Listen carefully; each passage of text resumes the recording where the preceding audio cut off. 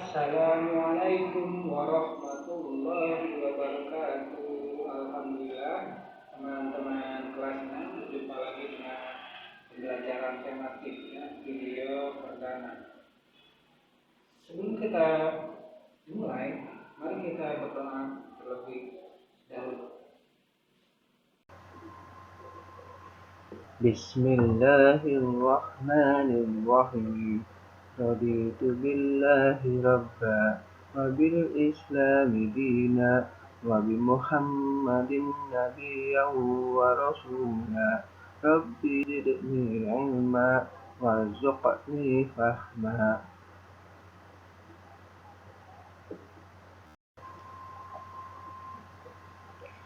Allahumma anfa'ni bima 'allamtani wa'allimni ma yanfa'uni wazidni ilma.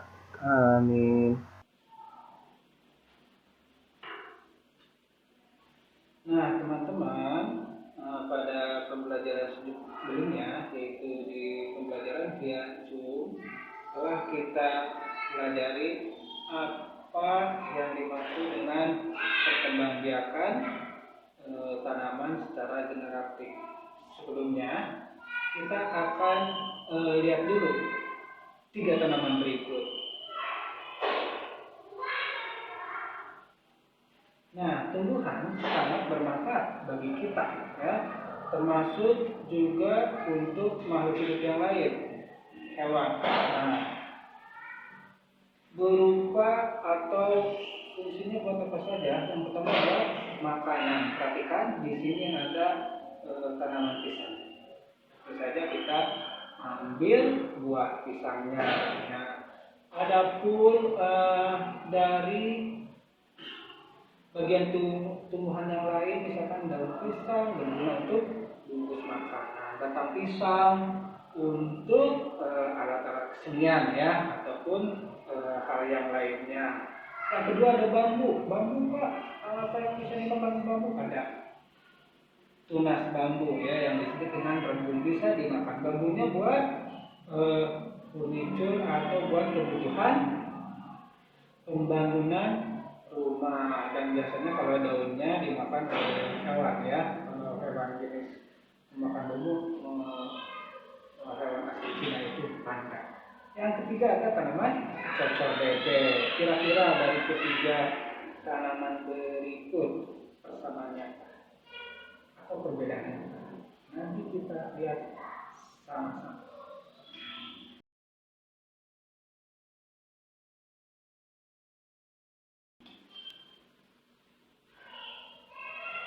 Nah, perkembangbiakan tumbuhan ada 2 jenis, yaitu perkembangbiakan secara generatif atau melalui penyerbukan, ya. Ada yang disebut dengan perkembangbiakan secara vegetatif, tidak melalui penyerbukan atau tidak bertemunya, tidak ada pertemuan harus kelamin jantan dan betinanya, yaitu kepala putih dan benak salin. Tapi lewat apa? Lewat dengan cara alami dan buatan. Perhatikan di halaman 20. Perkembangbiakan secara vegetatif tanpa adanya peleburan. Perkembangbiakan vegetatif dapat terjadi secara alami dan secara buatan. Contoh secara alami, yaitu dengan sendirinya tanpa ada bantuan manusia dan makhluk lain atau serangga dan hewan-hewan lain. Yang pertama, ada yang disebut tunas. Tunas pada umumnya tumbuh pada luas batang, setiap daun dan ujung akar. Coba perhatikan gambar berikut. Ada lagi selain tunas, ya, dan contohnya adalah pada tumbuhan pisang dan tebu. Selain tunas ada juga tunas adventif. Beda dengan tunas adventif muncul di bagian tumbuhan lainnya, misalkan pada daun dan akar. Contohnya pada daun ada yang disebut cocor bebek. Sedangkan pada akar sukun, cemara, jasmine, dan kesemek. Selanjutnya ada umbi lapis. Umbi lapis merupakan pelepah daun yang berlapis-lapis dengan satu atau dua kuncup. Pada bagian atas ada lapis tumbuh daun dan bagian bawahnya terdapat cakram dan akar serabu. Contohnya apa aja Pak? Bawang-bawangan, bawang merah, bawang putih, bawang bombay, bunga bakung, dan bunga tuli. Yang keempat ada umbi batang. Umbi batang tumbuh di dalam tanah dan ujungnya mengembung menjadi umbi, berisi cadangan makanan bagi tumbuhan tersebut. Contohnya apa? Contohnya adalah kentang, talas, dan ubi jalar. Beda dengan umbi batang, ada yang disebut umbi akar.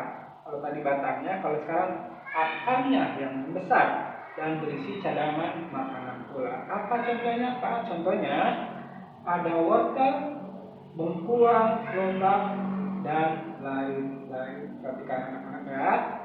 Itu kelima secara vegetatif alami. Yang keenam ada akar tinggal atau disebut juga dengan rizoma. Apa itu akar tinggal? Akar tinggal merupakan batang yang seluruhnya tumbuh mendatar di bawah permukaan tanah. Di bawah permukaan tanah. Contohnya apa? Ya, bentuk hijau menyerupai akar. Kamu lihat tumbuhan yang menyerupai akar dan bisa dimanfaatkan ya dengan makanan dan minuman. Contohnya lengkuas, kunyit, jahe, kencur, dan lain-lain. Sama ya. Di dalam tanah dan berfungsinya sama, manfaatnya juga sama, yaitu untuk kesehatan minum dan juga apa itu akar tinggal atau rizoma ya. Yang ketujuh geragi.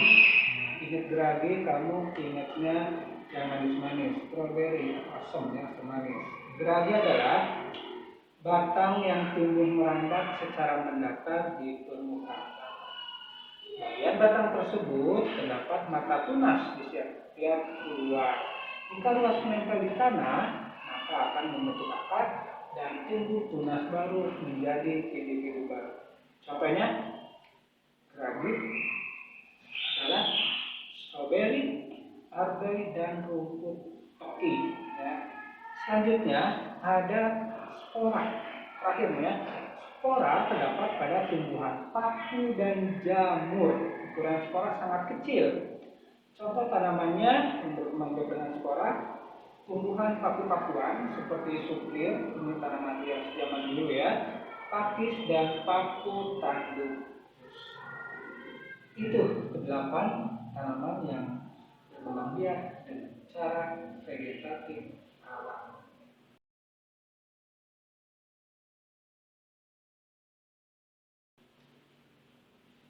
Nah, setelah ada tadi dijelaskan perkembangan secara alami dari vegetatif, ada juga yang secara buatan. Nah, vegetatif buatan perkembangan biakannya dilakukan dengan adanya campur tangan manusia. Contohnya yang pertama, stem. Menanam beberapa bagian tumbuhan yang dapat ditanam, seperti batangnya, tangkai, atau daun. Contohnya singkong, mawar. Vegetatif buatan selanjutnya adalah stek, yakni memperbanyak dengan potongan-potongan batang yang ditanam lalu tumbuh menjadi tanaman baru. Contoh tanaman yang dapat di stek adalah ubi kayu dan tebu.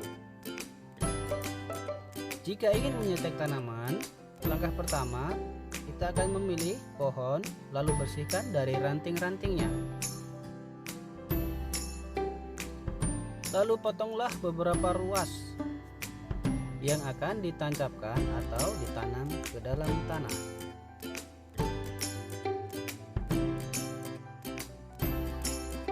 Pilihlah lubang yang memiliki tanah yang gembur dan subur. Tanamlah beberapa bagian tanaman dengan tanah tersebut, dan selanjutnya tunggulah tunas baru terbentuk pada bagian yang telah kita tanam.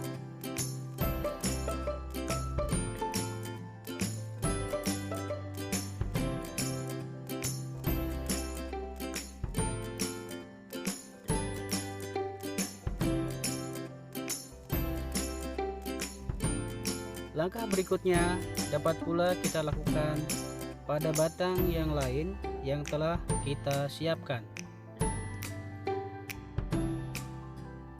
Demikianlah cara stek pada tanaman. Apa bedanya dengan cangkok? Nah, cangkok lebih rumit lagi. Tujuan cangkok mendapatkan individu baru yang memiliki sifat sama persis seperti induknya. Kamu perhatikan, nanti ada videonya tentang mencangkok. Silakan. Pertama, mencangkok. Tujuan mencangkok adalah memperoleh tumbuhan yang cepat berbuah dan sifatnya sama dengan induknya. Contoh tumbuhan yang bisa dicangkok misalnya jambu biji, rambutan, dan mangga. Untuk mencangkok, kita memilih dahan yang bergaris tengah kira-kira 2 cm. Lalu sayat melingkar kira-kira 3-5 cm. Bersihkan kambium yang kira-kira masih melekat pada kayu. Dan bersihkan lendir yang membasahi kayu tersebut.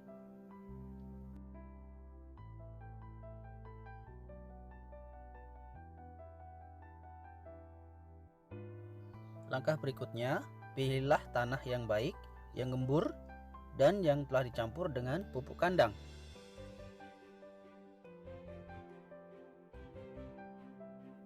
Lalu tutuplah bagian yang telah dikerat tadi dengan tanah dan plastik yang telah disiapkan. Kemudian ikatlah kedua ujungnya dan proses mencangkok telah selesai.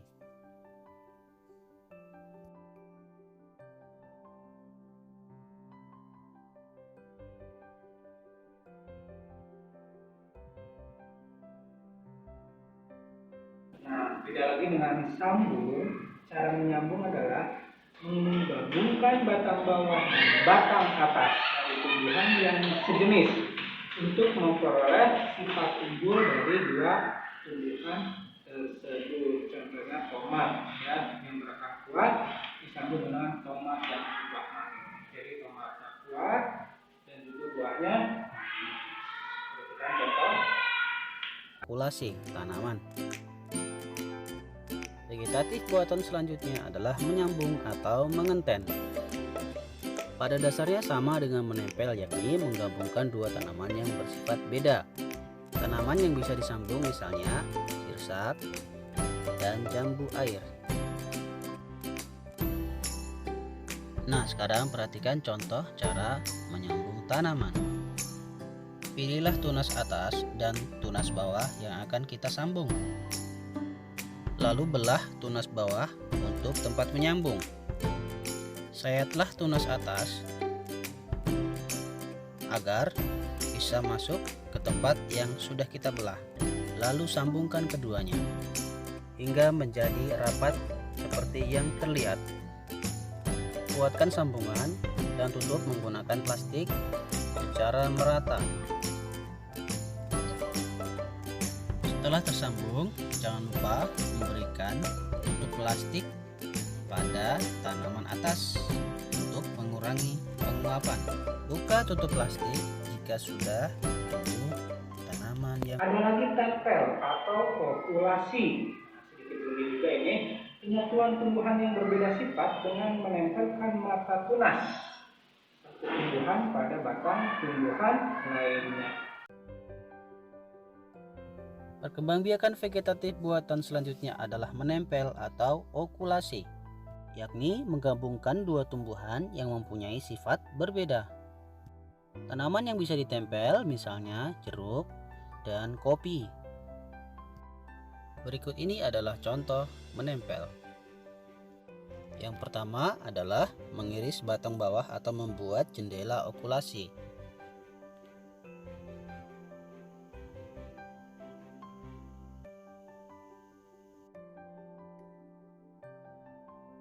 Selanjutnya, mengambil mata tempel, misalnya dalam bentuk sayatan. Mata tempel disesuaikan dengan bekas sayatan yang telah kita siapkan.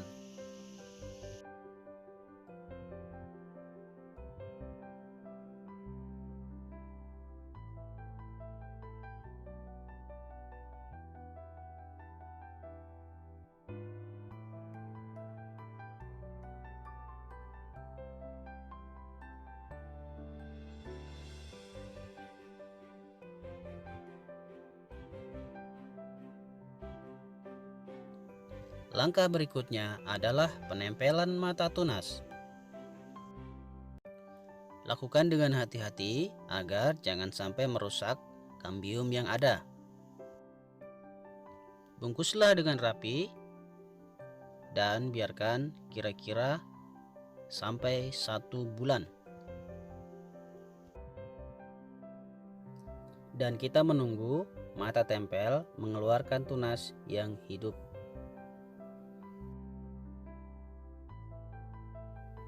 Demikianlah contoh cara menempel atau Dan yang selanjutnya ada penunduk, proses menimbun batang tumbuhan ke dalam tanah.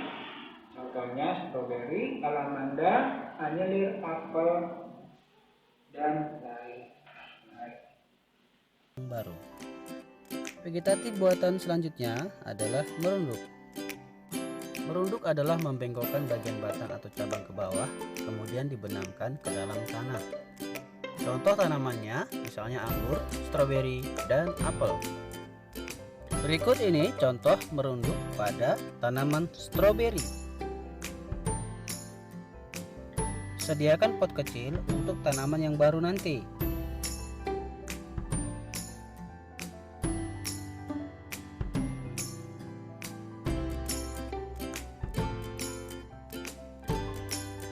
Pilih bagian tanaman yang sudah memiliki akar dan tempatkan pada pot yang sudah disediakan. Berikan penjepit agar tanaman yang baru tidak terangkat ke atas tanah. Tambahkan tanah yang baik dan subur agar tumbuhan baru nanti dapat tumbuh dengan baik dan subur.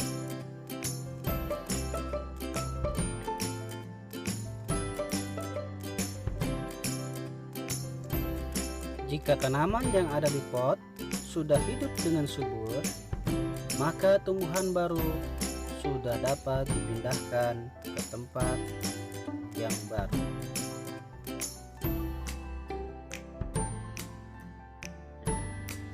Nah, itu tadi contoh merunduk pada tanaman stroberi. Itu adalah perbedaan antara perkembangbiakan secara vegetatif alami dengan perkembangbiakan secara vegetatif buatan alami. Tidak ada campur tangan manusia, sedangkan buatan adanya campur tangan manusia. Nah,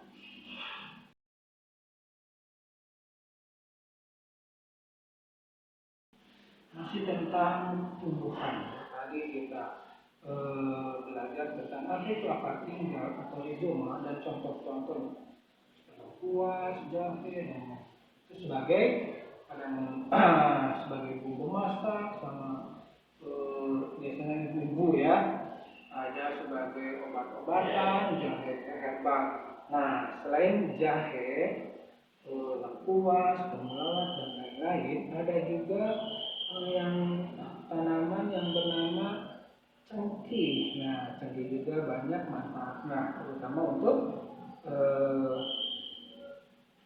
kesehatan atau rempah-rempah khas Nusantara. Di mana zaman dahulu cengkeh merupakan salah satu bahan rempah-rempah yang dicari oleh kaum kolonial penjajah Spanyol, Portugal, dan perhatikan di halaman 24 ada sebuah paragraf, sebuah